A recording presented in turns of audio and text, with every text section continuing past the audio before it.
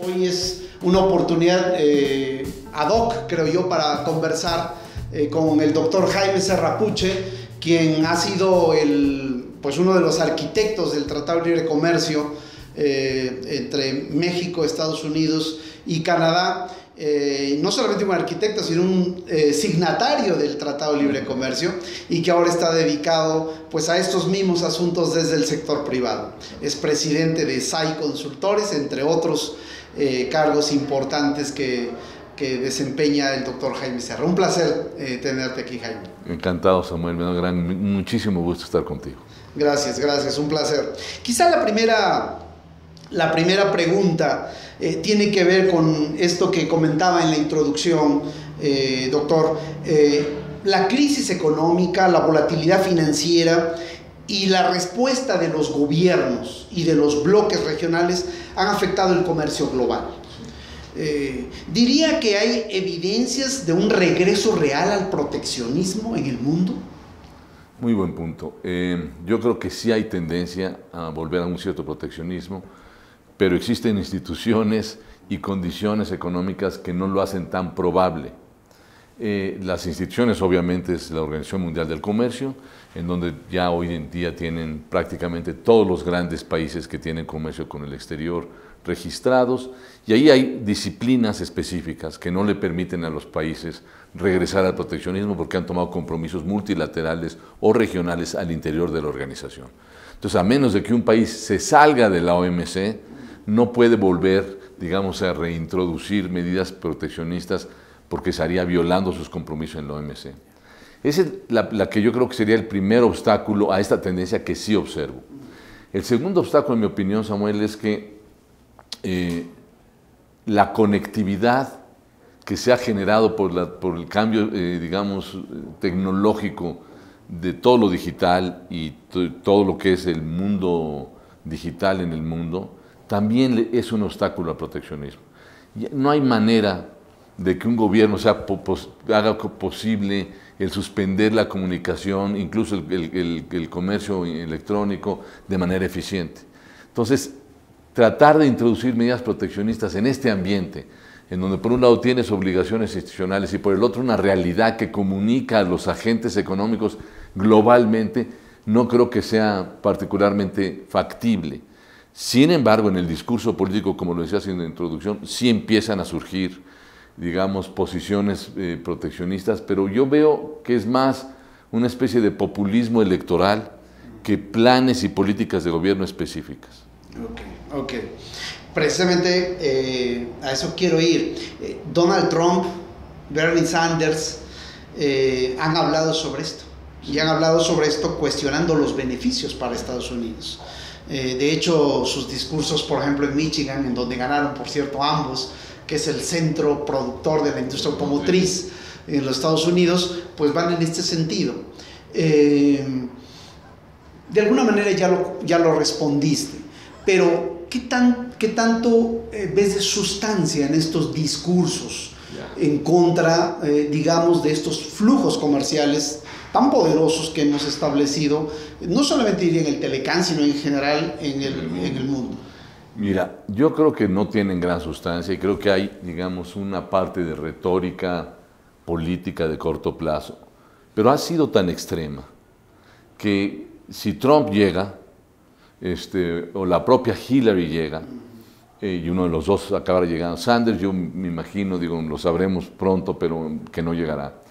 Pero incluso entre las dos alternativas, Trump y Hillary Clinton, me parece que ya hicieron un daño, porque se han radicalizado tanto en contra del Tratado del Libre Comercio en general, incluido el TLC, que en el debate que ellos tengan, si el candidato republicano se opone al libre comercio, la candidata demócrata lo va a tener que hacer y más, porque esa es, digamos, la tradición política y los fieles electores que tienen los demócratas son, digamos, anti-libre comercio y no tanto los republicanos. Pero si Trump lleva estos argumentos tan absurdos como los que hemos escuchado al extremo, va a obligar a Hillary Clinton a irse al extremo también.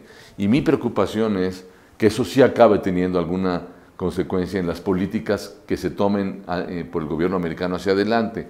Me parece que están siendo muy miopes, porque incluso si fuéramos a tomar en cuenta las opiniones que ellos tienen, por ejemplo, con respecto a los productos chinos, en donde ya ha amenazado Trump que les quiere poner un arancel de 40 y tantos %, y compararlo con México, dice, bueno, a los mexicanos como de 30 y tantos, y la pared o el muro que quiere construir, etcétera, realmente ignoran lo que está pasando en el mundo comercial. Samuel, mira, a partir del NAFTA se han registrado cientos de tratados de libre comercio en el mundo, en la OMC. O sea, estoy hablando de cientos de tratados. O sea, ya hay una gran cantidad de TLCs por todo el mundo, en distintas regiones. De hecho, más de la mitad, bastante más de la mitad del comercio mundial ya es a través de tratados regionales como el que nosotros tenemos en América del Norte. O sea, se ha dado un regionalismo en el comercio. De manera que hoy en día ya no son los países los que compiten entre sí, sino las regiones las que compiten entre sí. Y si esto es una premisa correcta, que yo creo que lo es, entonces el TLC es la solución para Estados Unidos, no el problema para Estados Unidos. Porque México contribuye enormemente a la competitividad de América del Norte frente a otras regiones del mundo. Y México, de los 3 países, es el más competitivo. Hay un análisis muy bien hecho por KPMG sobre la competitividad de los países, y es una comparación bastante seria en donde en el mundo los chinos son el número 1, los indios el número 2 y México el número 3. Los americanos el 11, los canadienses el 9. Entonces realmente si queremos que América del Norte sea una región competitiva vis a vis otras regiones en el mundo, México juega un papel crucial para la competitividad de la economía de América del Norte. Y si no somos capaces de ver eso, lo que puede ocurrir con estos debates tan cargados y tan populistas es que se tomen medidas en contra de la apertura interna de América del Norte y que nos demos un balazo en el pie para efectos de competitividad frente a otras regiones del mundo, ¿no? Ahora, dijiste una frase que me llama la atención y creo que es muy fuerte. Ya hicieron daño. Sí. O sea, estas pre-campañas, digamos, Sí. ya hicieron daño. Sí. ¿En qué sentido ya hicieron daño? ¿Hasta dónde ves estos daños? Porque va a llegar muy probablemente Donald Trump y Hillary Clinton. Y digamos, tú ya explicaste que esto va a tener consecuencias sobre el propio discurso. Exacto. Y seguramente sobre el propio armado de las políticas hacia adelante cuando ya alguno de los dos tenga el gobierno. Por supuesto. Ha sido tan extremo el proceso y, en mi opinión, tan irracional la discusión, que cuando uno u otro llegue al gobierno, van a tener que hacer algo de las cosas que han dicho y prometido durante sus campañas. Yo sé que se dice que lo que se dice en campañas no necesariamente es lo que se hace después, pero en el extremo, digamos, cuando llevas los argumentos a tal grado, si no cumples de alguna forma con las promesas que hiciste, pierdes apoyo y se complica tu mandato. Te doy un ejemplo donde yo creo que se ha hecho daño. Si tú ves las pirámides demográficas de México, de Estados Unidos y Canadá, Estados Unidos y Canadá son poblaciones bastante avejentadas. México todavía es una población bastante joven. Hay una complementariedad demográfica muy natural entre Estados Unidos y Canadá y México, muy natural. Y por eso, de hecho, la gente va a trabajar. En la medida en que en materia de migración se han ido al extremo de cerrar con el muro, en vez de pensar en alternativas más inteligentes, como podría ser un esquema de trabajadores visitantes, como lo tienen los europeos, pues yo esa medida, desafortunadamente, ya la veo muy lejos. Porque ya no es que hayan dicho que van a poner el muro, sino que ya se está generando todo un ambiente en contra de la migración que va a ser casi imposible que ese tema se discuta racionalmente, Samuel. Perdón, ¿tú ya lo ves eso? Yo ya lo oigo. Fuera del budget, ¿no? O sea, por un rato largo, yo no creo que tengamos una posibilidad, y ojalá me equivoque, una posibilidad seria y real en donde el gobierno americano acepte un esquema de movilidad laboral en América del Norte que le traería a la región una gran competitividad. Y yo creo que si me das 2 minutos sobre este tema, vale la pena aclararlo, porque en economía, y tú que eres economista lo has aprendido, si tú haces la entrada a un mercado muy difícil, haces la salida de ese mercado también muy difícil. Entonces, cuando un mexicano cruza y sufre tanto y tiene que hacer mil, digamos, cosas para poder llegar, una vez que está allá, pues difícilmente quiere tomar la decisión de regresar porque le complica mucho volver a trabajar allá. Entonces, paradójicamente, mientras más difícil les haces la entrada, más tiempo se te quedan. Y la gran mayoría de los mexicanos que van a Estados Unidos no quieren vivir allá, no les gusta el frío, no les gusta la comida, el idioma. Sería perfecto para ellos ir y venir sin tomar nacionalidad o sin pretender tomar nacionalidad, sino con un esquema de permisos de trabajo que le daría una gran movilidad y una gran competitividad a la región de América del Norte frente a otras regiones del mundo. Mi impresión es que con el grado de agresividad frente al tema migratorio en los debates, esta solución racional va a llevar mucho tiempo y creo que políticamente no va a ser muy viable, por lo menos en los primeros 4 años del primer periodo de uno de estos dos, ¿no? O sea, si ves un incremento del flujo migratorio, probablemente de mexicanos hacia los Estados Unidos, no, se ha disminuido. No, yo creo que se ha disminuido y es natural que se disminuya, porque estamos mandando, como decíamos al principio del TLC, productos y no gente. Y eso ha ido ocurriendo. Obviamente es un tema de una complejidad enorme. No necesariamente un incremento del flujo. Lo que veo es que descarten del debate político y de las políticas públicas en Estados Unidos el pasar de un tema migratorio mal manejado a un tema de movilidad laboral bien manejado. Me da la impresión que el debate aleja ese tema en las políticas públicas que los americanos instrumenten en los años por venir. De hecho, tú alguna vez o varias veces has propuesto como una segunda etapa del TLC este asunto de la movilidad, exactamente, de la movilidad laboral. Ahora sí lo ves. Lo veo bastante lejos. Como un tema que quedó atrás. Fíjate, hay un pequeño programa entre México y Canadá, pequeñito, porque es normal que sea pequeñito, que ha funcionado muy bien. Pero es un modelo que, aunque pequeñito, es muy escalable.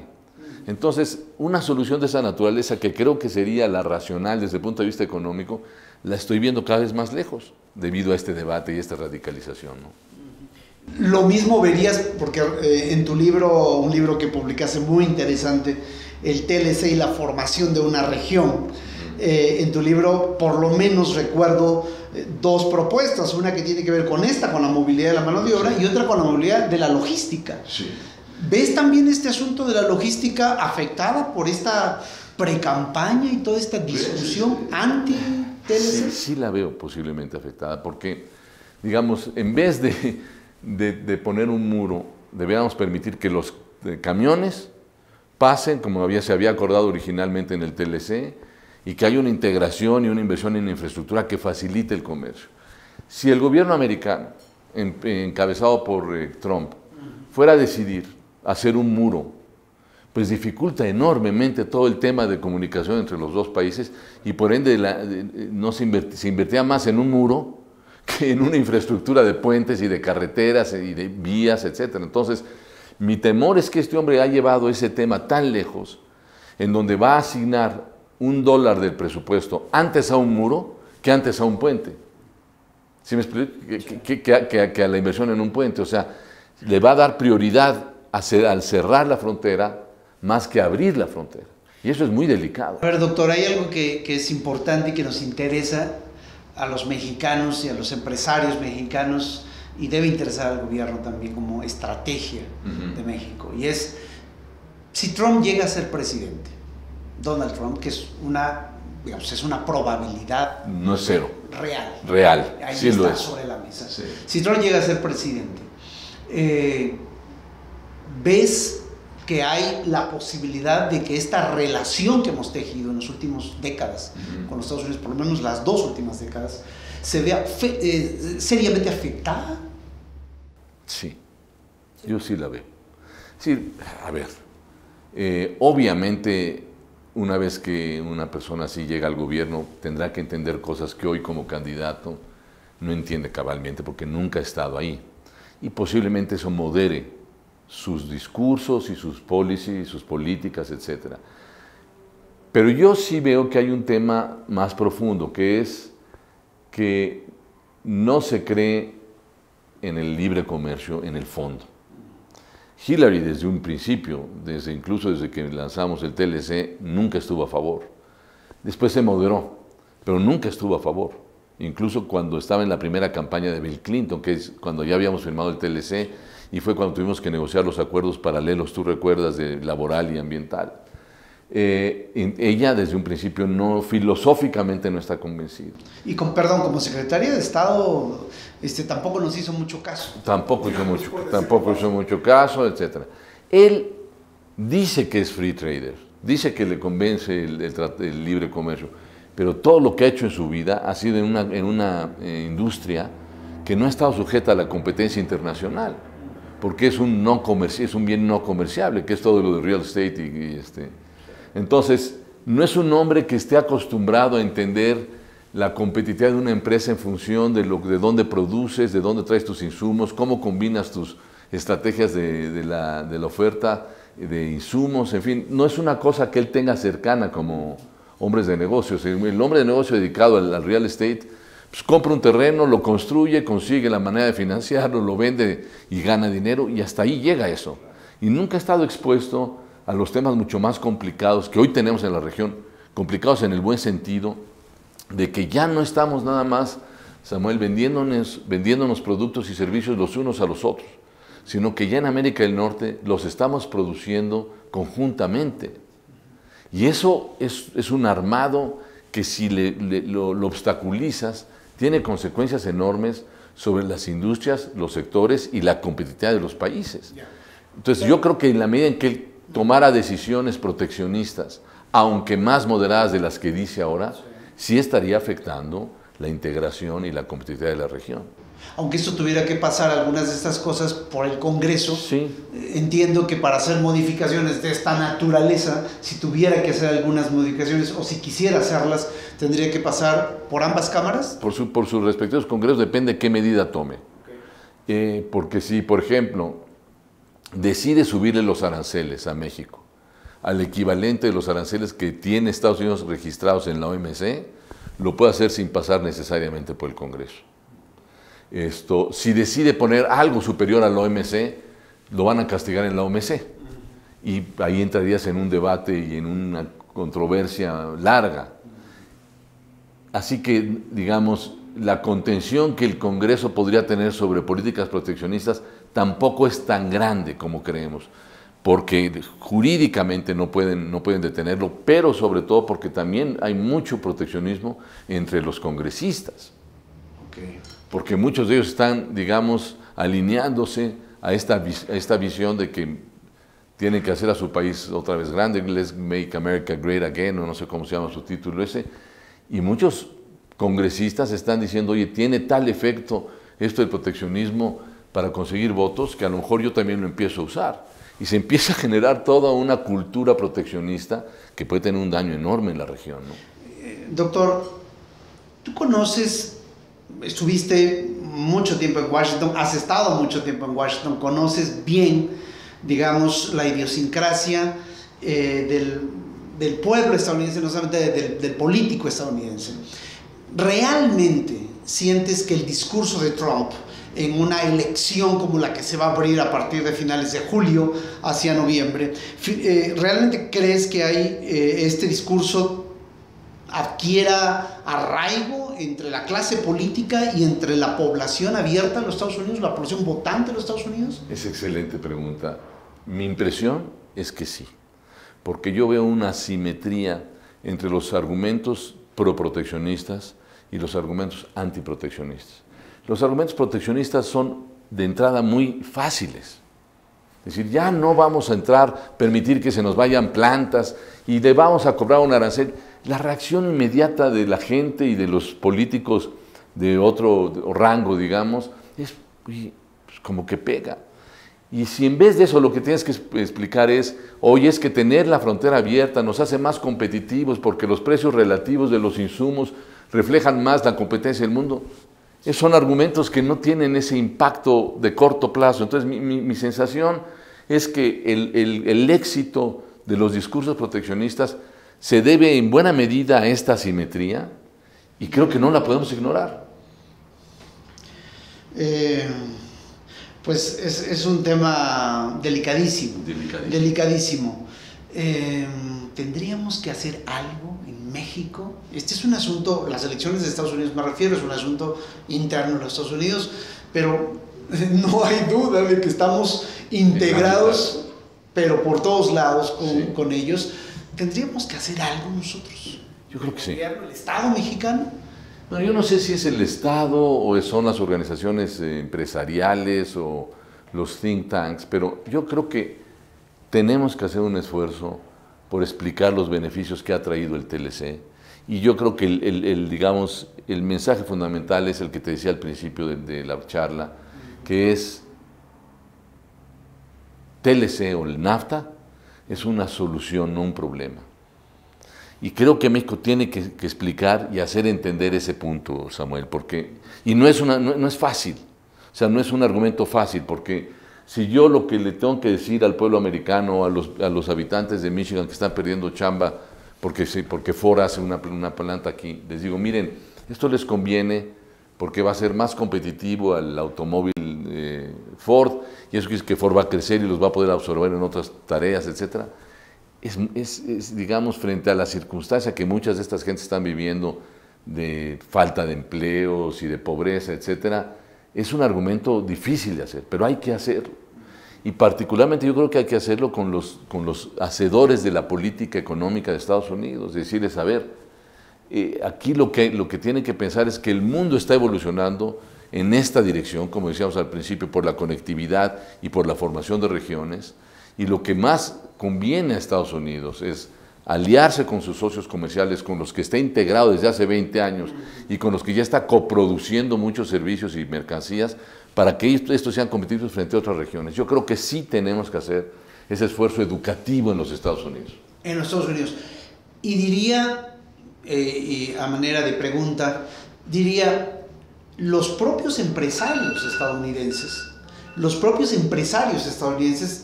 que digamos, han construido sus fábricas de manera compartida en sus procesos productivos. Debieran ser activos. En esta política. Supuesto. ¿Estamos haciendo algo nosotros con los empresarios estadounidenses para que a su vez ellos presionen en las altas esferas de la política? No hasta donde yo sé, o no con la intensidad que creo que se deberá hacer, pero lo mismo ya está empezando a ocurrir, porque es muy obvio, ¿no? Porque está en el interés de estos empresarios y de esas organizaciones económicas que no se cierre una región que está resultando ser muy competitiva. Creo que es una parte muy importante de la labor que hay que hacer, es decir, a ver, Ford, a ver, Caterpillar, ve y explica a tus congresistas cómo se beneficia tu empresa y cómo se beneficia, por tanto, tu distrito, en donde está mi empresa. Me parece que esa labor que se hizo durante la negociación del TLC, eso lo hicimos mucho con la organización empresarial que se llamó COESE, tú te recordarás, sí. Porque tú ibas a todos esos eventos, etcétera. Se hizo mucho. Yo creo que no se ha retomado con la intensidad que, en mi opinión, a estas alturas y dadas las circunstancias, tendría que ser incluso más activo e intenso que lo que hicimos al principio. Más vehemente. Yo creo que sí. Bueno, las tareas son enormes. Dijiste, doctor, hace no mucho, hablando ya de México, que las reformas son buenas, sí, pero llegaron tarde. Sí. El pero me causó somnolencia. ¿Qué significa el pero? Llegaron tarde, doctor.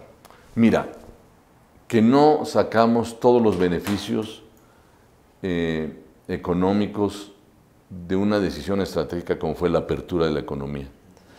Y si piensas que fueron las reformas, son apertura interna de sectores que no son comerciables, como las telecomunicaciones o como los servicios de transporte o etcétera, o que estaban altamente regulados como la energía. Entonces, durante 20 años, México ha tenido que hacer una especie de batalla de ser competitivo en todo lo que sí está abierto hacia el exterior, pero que no estaba del todo abierto hacia el interior. Y eso, lo que no se abre al interior, al no tener competencia interna al interior de la economía, le resta competitividad al que sí tiene que competir con el exterior porque está abierto. Toda la idea es que este tipo de reformas hubieran seguido normalmente con los periodos normales que esto tiene, 1, 2 o 3 años, a la apertura económica. Pues tardaron 20 años. Dos sectores que tienen una relevancia enorme en la actividad. Digamos, el sector telecomunicaciones aparece en todos los sectores de producción de este país, es importantísimo.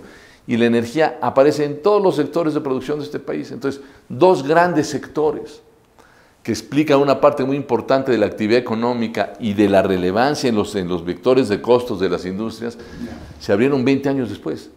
Yo estoy muy contento con las reformas, pero sí, pues, nos tardamos 20 años en hacerlas. Y por lo tanto se diluyeron sus beneficios potenciales. Digamos, no tuvieron el alcance que podrían haber tenido si se hubiera hecho en su momento, ¿no? Los economistas saben que para crecer se necesita inversión. Sí. Y se necesita inversión extranjera directa. Y en ese sentido el TLC dio un impulso muy importante a la inversión extranjera directa. En tu libro, doctor, lo pones en una gráfica muy bien, este gran escalón en la inversión extranjera. Un brinco enorme. De unos 4 o 5 mil millones de dólares, menos incluso, o menos anuales en promedio, a unos 20 mil. Ahora, en los últimos 22 años nos hemos mantenido, en los últimos 20 años nos hemos mantenido en esos 20 mil. Sí. Digamos, más o menos, pero allí estamos. Sí. La nueva inversión extranjera directa, la nueva inversión, sí, que está en la subclasificación de la inversión extranjera directa, hice el cálculo del año 2000 para acá, ha descendido la nueva inversión entre 2000 y 2010, es 2015, 20%, en los primeros 3 años de cada uno de los gobiernos. O sea, tú dices, el rubro de nueva inversión. No la reinversión que hacen. Son nuevos inversionistas. Los nuevos inversionistas extranjeros. Ha caído. En monto ha caído 20% entre los 3 primeros años del gobierno de Fox a los 3 primeros años del gobierno de Enrique Peña Nieto. ¿Cuáles son las llaves que hay que mover? Es muy buena pregunta. Yo no conocía esta cifra. Y me sorprende porque, sobre todo en los últimos 5 años, se empezó a ver la inversión, digamos, de las nuevas tecnologías en la parte aeronáutica, en Querétaro, que creció mucho, como tú sabes, en la parte de algunos de las empresas de tecnología de Internet, como Uber, sí, como Airbnb, que han tenido un crecimiento enorme, esa inversión extranjera, y que son empresas que generan una riqueza y un bienestar enorme sin necesariamente tener activos. O sea, Uber es la empresa de transporte más grande del mundo y no tiene un solo auto o camión.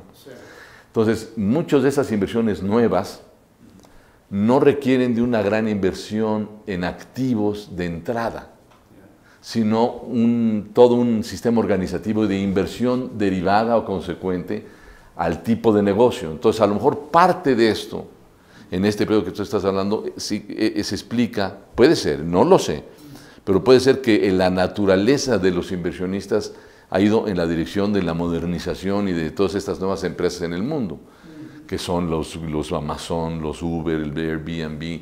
Airbnb es la empresa de hospedaje más grande del mundo y no tiene un cuarto. Entonces no invirtí, entonces a lo mejor no se ve la inversión tradicional como tú y yo la entendemos de inversión extranjera directa, que quieres ver ahí plantas. Y no se refleja en las estadísticas de economía. Y a lo mejor no se refleja como debiera reflejarse en las estadísticas del PIB y de la inversión extranjera como la definen. Pero, digamos, esto es algo que hay que estudiar, pero a lo mejor esta puede ser la explicación. Ahora, siguiendo con este mismo razonamiento, y voy terminando, doctor, y gracias por el tiempo. Bueno, la competitividad de la economía, digamos, no es un asunto solamente de cercanía geográfica o de mano de obra barata. Y esto es algo que se ha discutido mucho y se ha platicado ya muchísimo durante estos años. También tiene que ver con un marco institucional. Digamos, tiene que ver con Estado de Derecho, tiene que ver con reglas claras, bien definidas, de mediano plazo, es decir, que no cambien a cada rato. Tiene que ver con transparencia, tiene que ver con un poder judicial serio, que funcione, etc. que ejecute, ¿qué tanto esta competitividad mexicana está atorada por el tema institucional? Es un excelente tema. A ver, México pasó de exportar 100 millones de dólares al día antes del TLC a 1.000 millones de dólares diarios hoy en día. O sea, en 20 años se multiplicó por 10. Y pensemos en qué tiene que ocurrir en el país para que México pueda exportar bienes y servicios 1.000 millones de dólares diario. No puede estar ocurriendo eso si no hay una economía competitiva. O sea, hay una parte competitiva de la economía que permite exportar 1.000 millones de dólares diariamente. Mi sensación es, Samuel, que todo lo que está sujeto a la apertura que se dio con la apertura mexicana, entre otros por el TLC, sí es competitivo. Y después hay otra parte muy importante que no es tan competitiva. Y la primera parte es competitiva porque hay reglas definidas de antemano. Tú como inversionista sabes a qué te atienes con las reglas del TLC o con las reglas del GATT, etc. Ahí hay una especie de Estado de Derecho establecido en esa actividad que sí permite que esos sectores, básicamente los que se han orientado hacia la exportación, sean competitivos, porque ahí están las reglas. Sin embargo, en el resto de la economía, en donde no ha habido una apertura, la falta de Estado de Derecho influye enormemente en su falta de competitividad, enormemente. Yo diría que lo que necesita el país para ser competitivo son tres cosas: Estado de Derecho, Estado de Derecho y Estado de Derecho. Esos son los tres elementos que nos faltan para ser competitivos plenamente. Y particularmente para todos los nuevos sectores y a todos aquellos sectores que no son comerciables, que es toda la parte de servicios y de actividad que no está sujeta a una exportación o a una importación, porque la naturaleza de ese negocio no es así. Y para mí, tu punto de Estado de Derecho es absolutamente crucial. Ahora, y ahora sí prometo que es para terminar, pero me surge esta pregunta en relación con lo que platicamos al inicio. México tiene estos retos internos, institucionales, y de otro orden también, pero institucionales, como el Estado de Derecho. Pero ahora estamos en una situación en la que la casa del vecino y la casa de muchos vecinos está en un incendio, cosa que no teníamos hasta hace una década, no, donde tuvimos la oportunidad de haberlo hecho, pero hoy sí, hoy tenemos, digamos, una economía mundial bastante débil, con unas perspectivas muy negativas, y no solamente eso, sino que con unos movimientos antiglobalización que se han encendido no solamente en los Estados Unidos, sino en todo el mundo. Hoy deberíamos con mayor razón tomar el toro por los cuernos internamente. No sé cuál es su punto sobre esto. Absolutamente de acuerdo. O sea, pensemos qué tenemos alrededor hoy en día. Tenemos un discurso proteccionista con nuestro primer socio comercial, Estados Unidos, y proteccionismo extremo. Eso es una cosa. Tenemos digamos, un Reino Unido que a lo mejor dentro de 4 semanas decide salir de la Unión Europea, que sería una cosa muy delicada para todo el mundo. Tenemos una OMC, la Organización Mundial de Comercio, que ha perdido eficacia en su disciplina y en su rol comercial, en buena medida, Samuel, por la proliferación de acuerdos comerciales que le han ido dando la vuelta al hecho de que la Organización Mundial de Comercio no ha sido capaz de armar rondas de apertura globales, entonces los países las han ido agarrando por regiones. Frente a ese escenario, la tentación sería, pues, vamos cerrándonos nosotros. Eso sería suicida. Tienes toda la razón.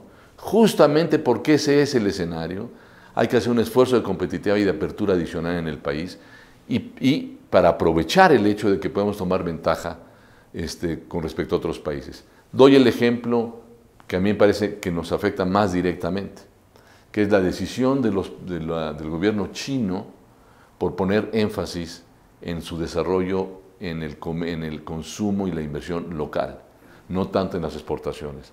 Eso nos abre una oportunidad a México enorme para poder tomar parte del mercado de exportación que los chinos están dejando con este nuevo paradigma que han decidido tomar, que no lo cuestiono y que tiene justificaciones económicas y políticas de toda naturaleza, pero es una realidad, que los chinos lo que quieren hacer es énfasis en su inversión en el interior y no depender tanto de las exportaciones. Es una oportunidad enorme para nosotros. Entonces tenemos que lidiar con todos esos retos alrededor, y la mejor manera de lidiar con todos esos retos alrededor es siendo más competitivo y más productivo y más eficiente. Y ahí es donde las reformas se vuelven absolutamente esenciales. Pues muchas gracias, un placer encantado. conversar con usted. Gracias. Gracias.